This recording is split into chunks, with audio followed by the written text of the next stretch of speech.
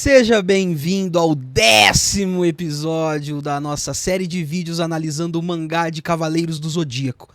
Meu nome é João Gabriel e hoje a gente vai analisar o começo da saga dos Cavaleiros de Prata. A gente já tá chegando nas 12 casas, hein? Falta muito pouco, estamos cada vez mais próximos e a história tá ficando cada vez mais interessante. Hoje a gente vai analisar basicamente a luta entre o Seiya e o Mist de Lagarto, que, como eu já disse no vídeo anterior, na minha opinião é o auge do Seiya. Ele vai ter um desempenho incrível na luta, que vai impressionar até um Cavaleiro de Ouro. Ele também vai impressionar no discurso, né? Ele vai ter uma vitória moral muito contundente contra o Mist, e que vai ser incrível de acompanhar isso com vocês. Mas antes da gente começar, eu gostaria de pedir o like e pedir para que você se inscreva no canal dos Manuscribas. Caso você seja novo por aqui, sai vídeo novo de Cavaleiros do Zodíaco todo sábado, e você pode ver os vídeos anteriores na nossa playlist Mangá de CDZ, que tá lá no nosso canal. Então bora retomar aqui o capítulo 20, que no último vídeo a gente parou ele na metade, mas agora vamos retomá-lo. Só recapitulando o que se passou, a gente estava tendo a luta do Seiya e o Ikki lá no Monte Fuji, quando começa um terremoto. O mangá mostra que 4 estrelas saem dos confins ali do Monte Fuji, indicando que 4 cavaleiros se salvaram, ou foram salvos por alguém, né? E que surgiram outras 4 estrelas, que seriam 4 inimigos de fora, que vieram até o Monte Fuji. E aí a gente tem a revelação que um desses inimigos é ninguém menos que o Mist de Lagarto. A gente já tem essa primeira fala do Mist, né? Que ele, entre aspas, lamenta, né? Que os cavaleiros tenham morrido soterrados, mas que eles devem estar felizes, né? Que eles deveriam ser agradecidos por terem sido mortos e enterrados por ele, o grande Mist de Lagarto, né? São poucas falas que já remetem pra gente um pouco da personalidade do Mist, que é esse cara insuportável, que se acha pra caralho e que logo mais vai ser humilhado pelo Seiya. Outra informação importante que a gente tem aqui, né, além do nome do Mist, é que ele é um cavaleiro de prata. Então a gente conhecia os cavaleiros de bronze, a gente sabia que tinha uma armadura de ouro, eventualmente a gente também se encontra ali com Shaka, então a gente sabe que existem outras armaduras de ouro, então a gente presume que há armaduras de prata ali intermediárias entre a de bronze e a de ouro, e pela primeira vez vai ser nomeado essa questão dos cavaleiros de prata. Não é o primeiro cavaleiro de prata que aparece, porque a Marin e a China já tinham aparecido, mas não havia nada ali indicando que elas eram cavaleiros de prata. O máximo que você tinha ali é uma fala da China, falando que ela era mais forte que o Seiya, porque ela atingia um nível ali de velocidade acima dos cavaleiros de bronze e tal, mas que depois vai revelar que ela é uma cavaleira de prata também. Então não é a primeira vez que o Seiya vai enfrentar um cavaleiro de prata. É claro que no primeiro capítulo, quando o Seiya enfrenta a China, ela tá sem a armadura dela, mas mesmo assim é muito impressionante que o Seiya tenha conseguido derrotar a China, que era uma cavaleira de prata, logo no primeiro capítulo, mostrando que o Seiya já começa a obra muito forte. Então, assim, um dos principais argumentos das pessoas que criticam o arco dos Cavaleiros de Prata é que os Cavaleiros de Prata são muito fracos, os Cavaleiros de Prata não são uma ameaça, etc. Mas não é porque os Cavaleiros de Prata são fracos, é que o Seiya é muito forte, cara. Então, logo no primeiro capítulo, ele luta de igual para igual com o Cavaleiro de Prata, que é a China, e agora ele vai enfrentar outros Cavaleiros de Prata numa situação em que ele já tá muito mais forte, tá com uma armadura mais forte do que ele tava no primeiro capítulo, está lutando pela vida dele, né? Então, assim, tem uma série de questões que faz com que o Seiya esteja mais forte agora, e ele vai começar a humilhar um Cavaleiro de Prata atrás do outro. Então, beleza, temos um novo inimigo na parada, só que para além disso, esse arco já vai trazer um pouco mais de complexidade, porque além de um novo inimigo, nós temos acompanhando ele uma velha conhecida nossa, a Marin de Águia, a mestra do Seiya, está acompanhando o Mist.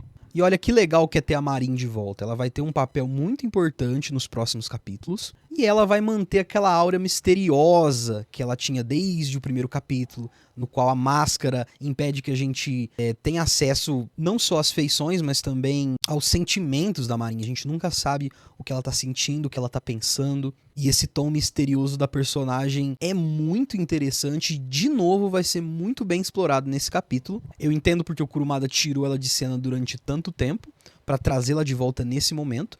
Eu acho que esse momento no começo do arco dos Cavaleiros de Prata é o auge da Marin, assim, é o melhor momento da Marin na história. Depois vai decair muito, tá? Depois a Marin vai se tornar quase que uma caricatura ali, que vai ficar só correndo atrás do Seiya e tal. Mas nesse momento aqui, no auge do mistério, se ela é a irmã do Seiya ou não, uma série de outros mistérios envolvendo o santuário, envolvendo essa questão de ela ser aliada ou inimiga do Seiya. Então essa dualidade que a gente vai ver aqui nesse capítulo da Marin vai trazer uma dinâmica muito interessante para esse capítulo. A Marin vai lá e dá uma zoada no Mist, né, falando que ele não enterrou inimigo nenhum, porque conforme eles viram, né, aquelas estrelas cadentes, né, saindo do Monte Fuji, os Cavaleiros de Bronze ainda estão vivos. E aí o Mist não bota muita fé, né, porque esse negócio de teletransporte e tal é uma habilidade que tá além do que um Cavaleiro de Bronze normal consegue fazer, né, então eles não têm essa aptidão para poder ter escapado, né. Então ele já cogita a ideia de que alguém os ajudou. E é justamente o que aconteceu, né? A gente descobre na página seguinte que foi o Mu o responsável por salvar os cavaleiros. E olha só essa construção que o Kurumada vai fazer, né? A gente viu 4 estrelas cadentes saindo, então os 4 cavaleiros de bronze, tirando o Ikki, foram salvos. Só que nesse momento, o Kiki revela que na verdade o Mu teletransportou 8 pessoas e que ele salvou também os cavaleiros negros. O que é muito curioso, né? Porque a gente tinha, beleza, Pégaso Negro, Andrômeda Negro, Dragão Negro e Cisne Negro. Só que tinha um outro dragão negro, né? Tinha 2 dragões negros e, tipo assim, o Mu salvou um só. E isso mostra que, tipo assim, parece que o Kurumada esqueceu totalmente do segundo dragão negro, que nunca mais vai ser citado. E que, como eu mencionei em alguns vídeos atrás, ele ficou meio jogado na história, né? E o Mu responde que seria lamentável deixá-los morrer daquela forma, o que dá a entender de que os Cavaleiros de Bronze não mataram os Cavaleiros Negros, né? O que é estranho, porque a gente teve a impressão de que eles morreram, né? Especialmente ali o Dragão Negro, que teve um discurso antes de cair. A gente tem o Cisne Negro, que foi lá e arrancou o próprio olho e tal. Dava a impressão de que eles já estavam mortos, né? Mas o mangá deixa meio ambíguo se eles estavam mortos ou não. Embora essa desculpa do Mu de que ele salvou os Cavaleiros Negros porque ele estava com dó deles, não é verdade. Ele salvou eles com outro intuito que mais tarde eu vou mostrar pra vocês. E aí, enquanto o Kiki e o Mu, que tá carregando o Seiya nas costas, estão voando, existe alguns cosmos que estão perseguindo eles, né, e que logo os alcançam. O Mu propõe que eles dialoguem, e aí eles pousam numa praia. E é nesse momento que a gente tem o encontro do Mist de Lagarto com o Mu, em que o Mist diz que as suspeitas dele de que havia alguém ajudando os cavaleiros foram confirmadas, e ele reconhece o Mu. Mas detalhe, ele não reconhece o Mu enquanto Cavaleiro de Ouro de Ares. Ele reconhece o Mu como o Mu de Jamiel, o cara que conserta as armaduras. E ele vai lá, pergunta por que ele está ajudando os Cavaleiros de Bronze, e ele exige que o Mu os entregue. E o Mu pergunta, e se eu recusar? E o Mist vai lá e faz uma ameaça, né? Apontando ali o dedo pro Mu e abrindo uma cratera no chão para mostrar o quanto ele é poderoso e tal. Isso mostra uma coisa muito importante. O Mist não sabe que o Mu é o Cavaleiro de Ouro, porque senão ele nunca faria esse tipo de ameaça contra o Mu. E aí a gente pode pensar que talvez o Kurumada ainda não tinha pensado em colocar o Mu como Cavaleiro de Ouro. Eu acho que isso é uma coisa que a gente nunca vai saber, mas o fato é que, se a gente for analisar dentro da história, faz sentido que os Cavaleiros do Santuário não conheçam o Mu como Cavaleiro de Ouro. Porque o Mu, há muitos anos atrás, abandonou o Santuário, e não seria interessante para o Saga que as pessoas soubessem que havia um Cavaleiro de Ouro que não estava sob as suas ordens. Então me parece natural que ele tenha escondido a informação de que um dos Cavaleiros de Ouro tinha desertado do santuário. A Marinha aparece e menciona que os outros Cavaleiros de Bronze estão sendo perseguidos por Asterion e os outros Cavaleiros de Prata. E o Mist aproveita a situação para propor que a própria Marin elimine o seu discípulo. A gente corta para essa cena em que o Seiya acorda na praia, ele encontra o Mu, mas ele não o conhece, né? E ele repara que a Marin está lá. E ele fica muito feliz, porque faz tempo que ele não a vê e tal, e aí ele pergunta quando que você chegou no Japão e tal. E aí ele percebe que além da Marin, ele está na companhia do Mist de Lagarto. E agora vamos lá, vamos fazer uma pequena diferenciação do arco anterior para esse. No arco anterior a gente tinha os inimigos como o Ikki e os Cavaleiros Negros, que eles eram desertores do santuário. Então assim, não havia nenhum código de ética, nenhum código de moral. As leis dos Cavaleiros Negros são meio que eles mesmos que fazem, eles mesmos que decidem quem é o líder deles baseado em quem for o mais forte, em quem vencer o líder anterior. Não há nenhum tipo de regra explícita e tal. E agora os inimigos são Cavaleiros do Santuário. Se a gente for pensar, a saga do Santuário começa agora, né? Porque tecnicamente antes disso, a gente não tinha o Santuário como vilão, a gente tinha o Ikki como vilão, né? E no começo da história, Saori, né? Que era a vilã ali nos primeiros capítulos. Mas só agora que o Santuário vai se tornar um vilão.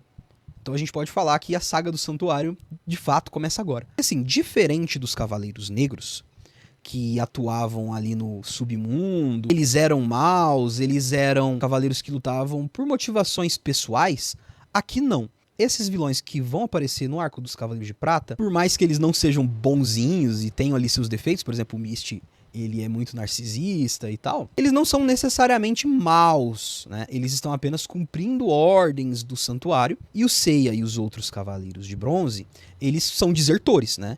Eles eram parte do exército de Atena e eles basicamente largaram o santuário pra ficar fazendo rinha de órfão televisionado, entendeu?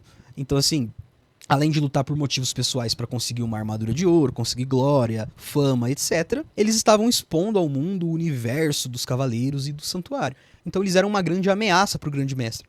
Então faz todo sentido que o grande mestre queira eliminá-los, né? É claro que tem toda ali uma questão de que não houve uma investigação de, pô, será que eles estavam lutando por motivos próprios mesmo? Pô, vamos dar a eles uma chance ali de um contraditório, de uma ampla defesa, pra gente fazer um julgamento justo pra ver o que tá acontecendo? Não, né? Não tem isso. Eles apenas executaram a ordem de captura e mate-os, né? Que uma ordem que a princípio foi dada ao Yoga, lembrando, né, que o Yoga ele chegou na Guerra Galáctica pra matar os cavaleiros, né, por ordem do santuário. Mas acabou mudando de ideia e ele vai ser confrontado agora pelos Cavaleiros de Prata por causa disso. E diante disso, o Misty propõe uma coisa pro Seiya. Ele propõe que o Seiya se mate, porque ele tem a ordem para executar os Cavaleiros de Bronze, e para evitar aí uma morte dolorosa e tal, ele quer propor uma morte honrada pro Seiya e propor que ele mesmo se mate, né? Uma coisa que fazia parte ali da cultura dos samurais no Japão e tal, que seria ali uma forma mais honrada de morrer e tal. Quase como ali uma confissão de seus crimes, etc. O Seiya não entende direito, ele pergunta pra Marin quem que é esse cara, e ela fala assim, é o Misty de Lagarto, Cavaleiro de Prata. Ele, meu Deus, um Cavaleiro de Prata! Aí ele tipo, o que um Cavaleiro de Prata está fazendo aqui nesse fim de mundo do Japão? O Misty vai lá, derruba ele, pisa na cabeça dele, e diz que vai acabar com todos os Cavaleiros de Bronze. O Misty revela que foi ele que fez o terremoto, né, mostrando que ele tem um poder muito grande, muito acima de um Cavaleiro de Bronze comum, mas o Seiya não é um Cavaleiro de Bronze comum, né? E olha como que essa cena do Misty pisando na cabeça do Seiya, ela é simbólica, né? É aquela coisa do Seiya ser um Hellis Cavaleiro de Bronze, e o Misty, por ser um Cavaleiro de Prata, né, que tá numa hierarquia acima, né, ele humilha o Seiya, né? Ele pisa em cima dele. E é aí que a questão da hierarquia começa a se tornar um tema central em Cavaleiros do Zodíaco.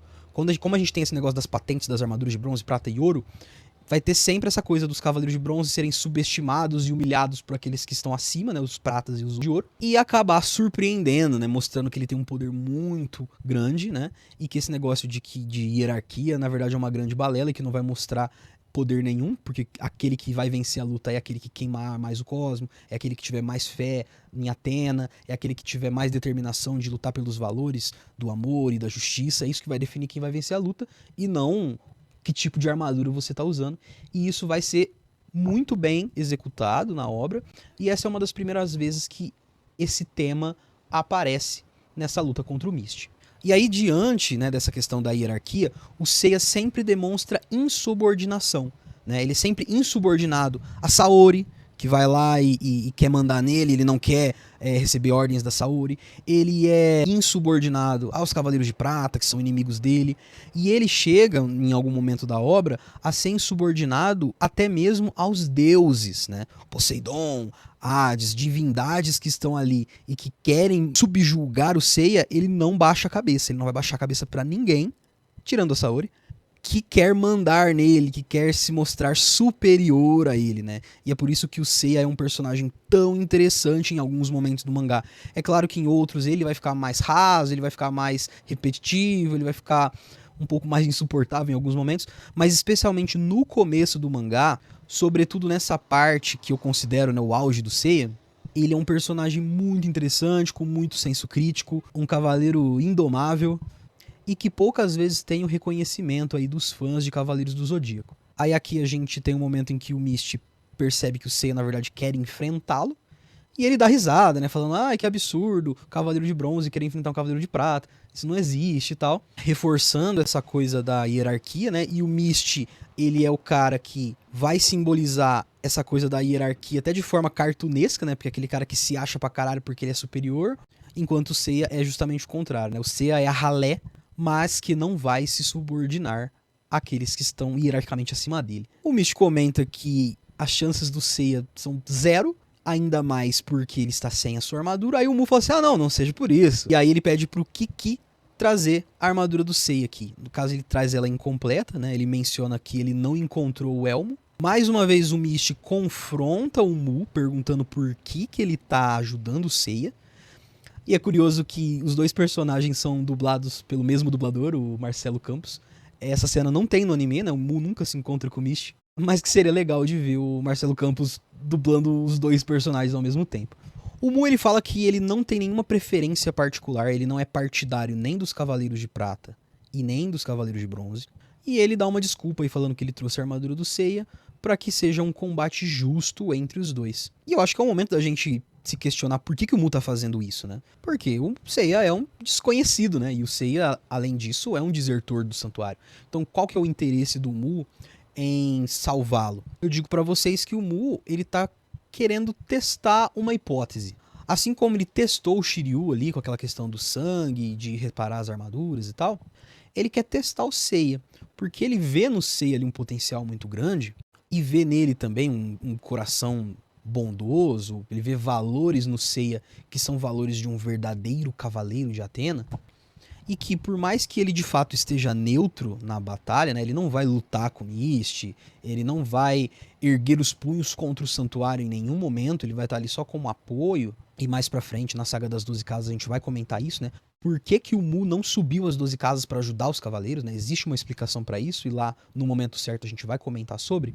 Mas é importante destacar que o Mu, ele quer ver o Seiya em ação para testar uma hipótese que ele tem. O Seiya coloca a sua armadura e já começa o combate com o meteoro de Pégaso, que não chega sequer a tocar o corpo do Mist, como se houvesse aí uma barreira invisível que impede o avanço dos meteoros. E aí, quando o Mist vai revidar o golpe, a Marinha intervém e acerta um soco no coração do Seiya, matando ele.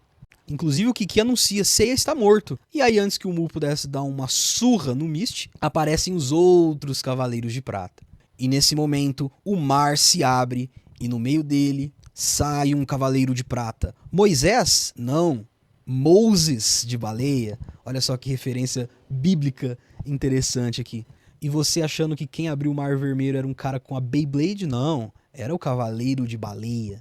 O Moses de baleia traz nas suas costas o Shiryu e dá uma zoada no Mist também, falando que ele é uma piada, porque ele falou que ia matar todos os cavaleiros, acabou que eles fugiram, e que aí o Moses, o Asterion e o Babel tiveram que ir atrás deles, né? O que mostra que por mais que o Mist se ache pra caralho, talvez ele não seja tão foda assim, porque ele não tem o respeito dos outros Cavaleiros de Prata, sabe? A Marin já deu uma zoada nele, o Moses já deu uma zoada nele, então talvez o Mist seja realmente um cara que se acha muito, mas que na verdade não é tudo isso.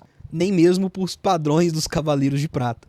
E depois da aparição do Moses aparece o meu Cavaleiro de Prata favorito desse arco, o Asterion de Cães de Caça, carregando o corpo do Shun. E temos aqui o Asterion fazendo um joia pra galera, mas logo a entrada dele vai ser ofuscada por uma entrada ainda mais espetaculosa, que é quando o corpo do Yoga cai do céu e logo depois cai um cometa de fogo de onde sai Babel de Centauro. E assim nós temos o quarteto dos Cavaleiros de Prata, que serão os primeiros vilões desse arco. Engraçado que mais uma vez são apresentados 4 vilões, né? Então a gente imagina que, cada um vai enfrentar um e tal, mas não, na verdade o Seiya vai enfrentar 3, vai vencer só 2, mas dessa vez não vai ser aquela formulinha de cada um enfrenta um, igual que a gente viu no arco dos Cavaleiros Negros. E agora com esse painel da sepultura dos 4 Cavaleiros de Bronze, nós vamos para o capítulo 21. Mas antes disso eu gostaria de lembrá-lo de se inscrever no canal, de curtir o vídeo, de depois conferir os nossos vídeos anteriores lá na playlist Mangá de CDZ, que todo sábado teremos vídeo novo aqui no canal. E olha só que legal, né? Os Cavaleiros de Prata eles se propuseram inclusive a dar um enterro digno ali para os Cavaleiros de Bronze. mostrando que eles não são maus de verdade, eles só estão realmente cumprindo ordens, e eles têm ali todo um código de honra para seguir, né, e leis para serem seguidas em relação a traidores, a desertores, e depois de terem cumprido ali o serviço, eles falam que vão voltar para o santuário. O Moses questiona, né, a ausência do Ikki, e aí a Marin fala, olha, ele não fugiu do Monte Fuji, então ele morreu soterrado ali naquele terremoto. E aí depois, quando os outros 3 vão embora, o Mist decide ficar, porque ele quer investigar uma coisa. E aí o Kiki, ele questiona o Mu a respeito do Mist ter percebido que eles projetaram uma ilusão ali, enganando os Cavaleiros de Prata, e é justamente o que aconteceu. O Mist, ele desconfia que o Seiya ainda está vivo e simplesmente cava a cova dele e arranca o moleque lá de dentro, cara. Que de fato está vivo e que está sem aquele ferimento no coração que a Marin tinha feito. Mostrando que, na verdade, quando ela acertou o golpe dela, ela acertou o golpe numa ilusão. O Mist acerta um golpe no Seiya, repare que ele usa o dedo pra acertar o Seiya. Tipo assim, ele tem tanto essa coisa de sou mais foda, sou intocável, sou, tipo assim, muito superior, que ele nem se dá o trabalho de dar um golpe com os punhos fechados, né? Porque pra ele um dedo basta pra enfrentar esse inseto que é o Cavaleiro de Bronze. E aí ele revela que, para além dessa questão do poder, né, de mostrar que com apenas um dedo ele consegue vencer os oponentes, ele fala que ele tem nojinho mesmo, cara. Ele tem nojo de encostar nesses perrapados, tá ligado? Então ele só vai com a pontinha do dedo, porque ele tem horror de se misturar com os pobres. E aí que a questão do elitismo, né, também se torna um traço muito característico do personagem. E é nesse momento que ele cita um dos temas mais importantes dessa luta, né? Que ele fala que a verdadeira força se encontra em derrotar seus inimigos sem ser golpeado nenhuma vez. E que o autêntico vencedor é aquele capaz de vencer sem derramar uma gota de sangue. Então o Misha, ele vai trazer essa coisa da pureza também. Eu vou lá, eu venço a luta e eu não machuco o meu corpo. Eu não vou derramar nenhuma gota de sangue. E que um Hellis Cavaleiro de Bronze jamais seria capaz de ferir o seu corpo. E aí o Seiya já se sente desafiado, né? Tipo assim, pô, ninguém conseguiu te acertar, agora você vai levar umas porradas. Numa pegada até meio parecida com Rock Lee versus Gaara, assim, né? Você tem um personagem com uma defesa absoluta, intransponível, e um cara que, teoricamente, é o azarão, é o cara que ninguém bota fé, se matando pra tentar acertar pelo menos um golpe no inimigo. E é o que acontece aqui, o Seiya vai lá, usa o Meteoro de Pegasus, e mais uma vez o Mist vai erguer uma barreira invisível pra bloquear os meteoros. E olha que interessante, né? Vamos analisar essa parte usando aquela dinâmica do mesmo golpe não funciona 2 vezes contra um cavaleiro. O Seiya já usou o Meteoro de Pegasus 2 vezes, nenhuma das vezes funcionou. Só que a gente tem que lembrar que essa barreira do Mist também é uma técnica. E essa é a segunda vez que o Mist utiliza essa técnica. Ela vai funcionar, tá? Até porque o Mist já conhece o Meteoro de Pegasus. Só que agora o Seiya, ele consegue enxergar que há uma barreira. Porque antes nem isso ele enxergava. Ele simplesmente viu que os meteoros nem encostavam no corpo do Mist. Agora ele vê que há um movimento com as mãos. Agora ele vê que o Mist fez uma barreira ali. Então cada vez que o Mist usa a barreira, o Seiya começa a entender um pouco mais de como ela funciona. E as lutas do Seiya costumam ser assim, né? Ele vai lá, ele analisa os golpes do inimigo, como funciona, e procura brechas. Foi assim que ele fez contra o Shiryu, por exemplo. E aqui, mais uma vez, ele vai usar essa capacidade analítica para entender como o golpe do Mist funciona, para tentar transpor essa barreira. E aí é nesse momento que o Seiya lembra de um detalhe muito interessante, que talvez o leitor tenha esquecido, que é a armadura de ouro. Tipo, cadê a armadura de ouro? Tipo assim, ela foi soterrada ali com o Ikki, mas tipo assim, e agora? O que vai acontecer com essa armadura? E aí o Mist fala um negócio muito interessante. Ele fala assim, armadura de ouro, você acha mesmo que aquela sucata era a armadura de ouro verdadeira? E aí o Seiya fica em choque, porra, a gente se matou pra pegar aquela armadura e tipo, é uma armadura falsa? O que é muito curioso, né? Porque depois vai ser dito, né, que o Mitsumasa, ele pegou a armadura de ouro do Aioros e deu um jeito de modificá-la para que os emissários do santuário não a reconhecessem, né? Então talvez em algum momento algum cavaleiro procurou pelo Mitsumasa, encontrou a armadura e viu que não era a armadura de Sagitário, tipo assim, ela tava com um design diferente, ou então eles viram pela televisão mesmo, né? Que aquela não era a armadura que o Aioros usava. Então, assim, para todos os efeitos, né, os cavaleiros achavam que aquilo era uma armadura falsa. E com certeza o Saga não ia falar que, tipo assim, tá ligado a armadura de Sagitário? Então ela tá nas mãos de uma bilionária japonesa. Não, ele não vai falar que, tipo assim, a armadura não está nas posses do santuário, né? Então ele fala, ó, você tá vendo essa armadura aqui? Ela é falsa. Mesmo sendo, né, a armadura de verdade, né, que foi modificada, mas que faz todo sentido o Saga espalhar pra todo mundo que aquilo é uma armadura falsa. E além da armadura de ouro, o Seiya se mostra preocupado com a Marin, né? Tipo, porra, a Marin me salvou, o que vai acontecer com ela? E aí o Mist fala, pô, traição é pena de morte. E aí o Mist vai lá e aplica sua técnica especial, que parece um furacão, que arremessa o Seiya pro alto e ele acaba caindo no mar. Só que uma gota do sangue do Seiya, que espirrou, cai no pescoço do Mist e ele, todo nojentinho, fala, ai, esse sangue imundo, mas que absurdo eu me sujar com o sangue desse favelado do Seiya. Aí ele vai lá, tira a armadura, tem aquela cena clássica que ele vai tirar a roupa e vai se banhar no mar, só pra poder limpar, né, a impureza, né, do sangue do Seiya em seu corpo. E aí aqui nessa cena, né, que chocou muitas crianças, né, que assistiam Cavaleiros do Zodíaco na época, em que tem essa cena do Mist sem roupa, que faz uma referência, né, a pose dele é uma referência àquela estátua famosa do Davi, né, mostrando também esse culto à beleza e culto ao corpo, né, que vem muito da cultura grega e que também é trazido aqui no mangá de Cavaleiros do Zodíaco. E enquanto ele se banha no mar, ele vai tecendo um monte de elogios a si próprio, exaltando sua beleza, exaltando o quanto ele é forte, exaltando o quanto que ele tem o corpo perfeito. E acaba sendo uma cena patética pro Seiya que tá assistindo e falando assim, cara, você é muito narcisista. E aí o Seiya não vai atacar o cara pelado, né? Ele vai esperar, ele botar roupa e tal. E aí, depois que ele já está devidamente trajado, o Seiya vai lá, faz a coreografia dele e aplica o Meteoro de Pegasus pela terceira vez. Trazendo um pouco daquela imagem que a gente tem de que o Seiya vai lá, usa o Meteoro de Pegasus 30 vezes na luta, e isso acaba se tornando muito repetitivo e tal. Nesse caso é a primeira vez numa luta que ele usa o Meteoro de Pegasus tantas vezes, mas faz sentido considerando que ele tá lutando contra um inimigo muito mais forte do que os outros que ele já enfrentou, e que o Mist tem essa dinâmica de ter uma defesa impenetrável. Então o Seiya vai tentando, até que ele vai lá e consegue romper essa defesa. Além dele estar usando o ataque pela terceira vez, o Mist vai usar a barreira dele pela terceira vez. E agora o Seiya ele tem muito mais conhecimento sobre como funciona essa barreira do Mist, e uma hora ele vai conseguir romper essa barreira. Porque mesmo levando aqui o golpe do Mist e caindo no mar outra vez, ele acabou acertando um meteoro, o que já é um grande avanço, né? E é a primeira vez que o Mist é ferido, né? A primeira vez que ele sangra, a primeira vez que ele sente dor. E o Seiya fala assim, ó, Mist, isso aí que você tá sentindo é a dor. Olha só, mais um paralelo ali entre a luta do Rock Lee e do Garen. E aí, aquele momento, além de dar uma surra na luta, também vai dar uma surra moral no seu inimigo, né? E ele fala que um guerreiro não pode se orgulhar de um corpo ileso, porque as feridas, né, que um corpo carrega são as provas do valor de um guerreiro. E ele coloca as cicatrizes como medalhas, não como motivos de vergonha, mas sim motivos de orgulho. Porque pro Seiya, os ferimentos que você sofre ao longo da sua vida, tanto ferimentos físicos quanto ferimentos emocionais, psicológicos, etc., eles são aquilo que vai moldar quem você é, vai moldar o seu caráter, vai moldar a sua personalidade. Então o Seiya, né, que sofreu muito na infância, assim como o Ikki sofreu muito na infância também, pra ele todo esse sofrimento é o que o torna forte, é o que o torna quem ele é. Né? Então assim, vocês lembram que o Ikki repudiava tudo o que aconteceu no passado dele?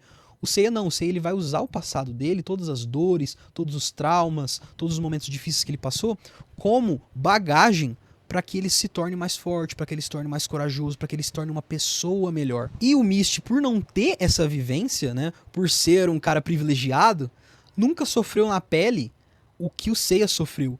Então o Mist ele não tem esse repertório que o Seiya tem.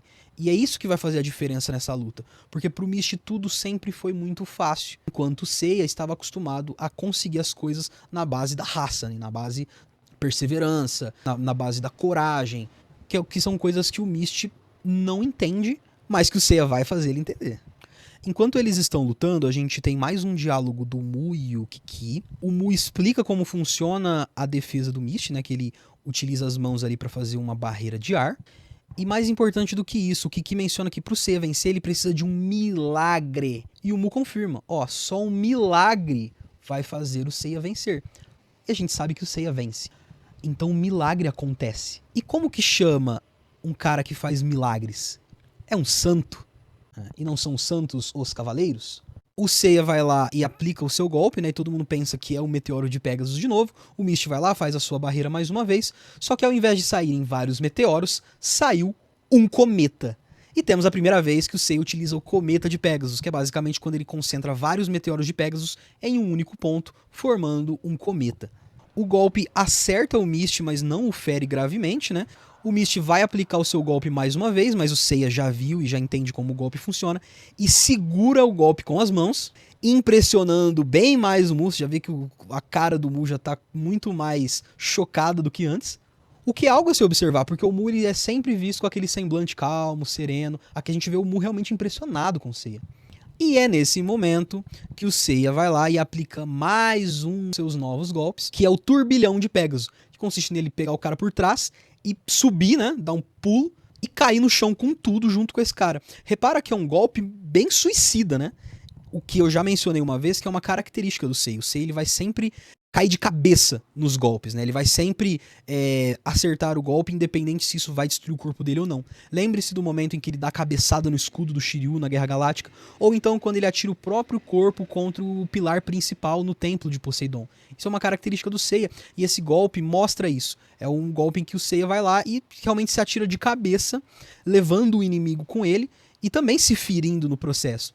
E olha como isso dialoga com a temática da luta, né? Em que de um lado a gente tem o Mist que não gostava de se sujar, e o Seiya vai lá e vence ele justamente com uma técnica que causa dano a ele também. Então o Seiya vai se ferir também. Ele pega o Mist, aplica o turbilhão de Pegasus e os dois caem no mar. E aí quando a água do mar se tinge de vermelho, o Mist se levanta. Mas não para comemorar a sua vitória, e sim para fazer o seu último discurso, em que ele finalmente reconhece que o Seiya demonstrou um grande valor como guerreiro, e ele venceu justamente porque ele se arriscou, porque ele não teve medo de entrar de cabeça, ele não teve medo de se sujar com o sangue do inimigo. E diante disso, o Mist sangra e seu corpo cai no mar sem vida. E aí, numa cena que eu acho muito bonita, o Seiya vai lá e carrega o corpo do Mist de volta pra praia, né? Mostrando ali um certo respeito pelo Mist, que por mais que fosse seu adversário no campo de batalha, também era um cavaleiro de Atena, né?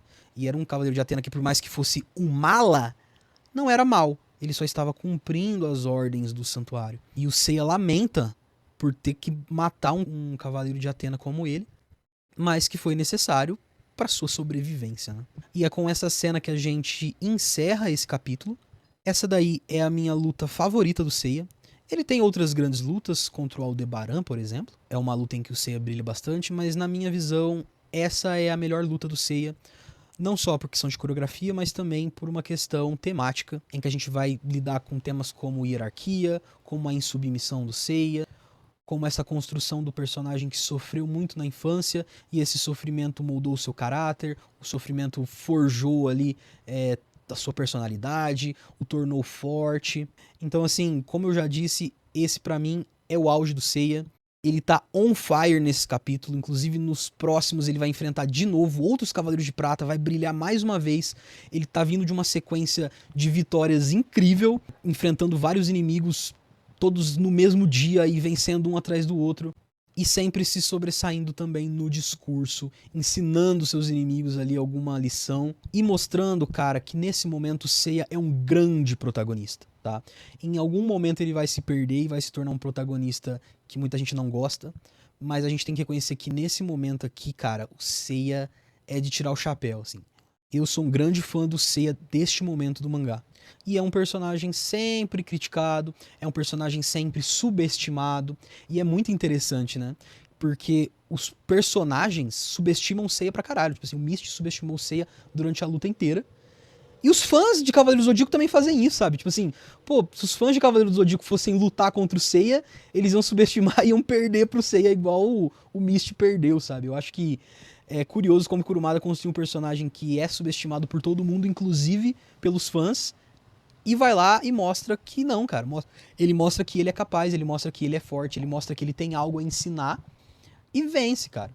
Então eu estou nessa luta aí pro pessoal começar a valorizar um pouco mais o Seiya, pelo menos o Seiya ali do começo do mangá, depois vai chegar uma hora que vai ficar difícil de defender ele, aí a gente vai chegar nesse momento, né, e criticá-lo quando ele tem que ser criticado, mas elogiar nos momentos que tem que ser elogiado, como a atuação do Seiya nessa luta.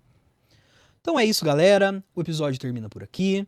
Na semana que vem a gente continua o arco dos Cavaleiros de Prata, com o Seiya brilhando ainda mais na luta contra o Moses e também contra o Asterion. Muito obrigado por terem assistido até aqui e nos vemos na semana que vem.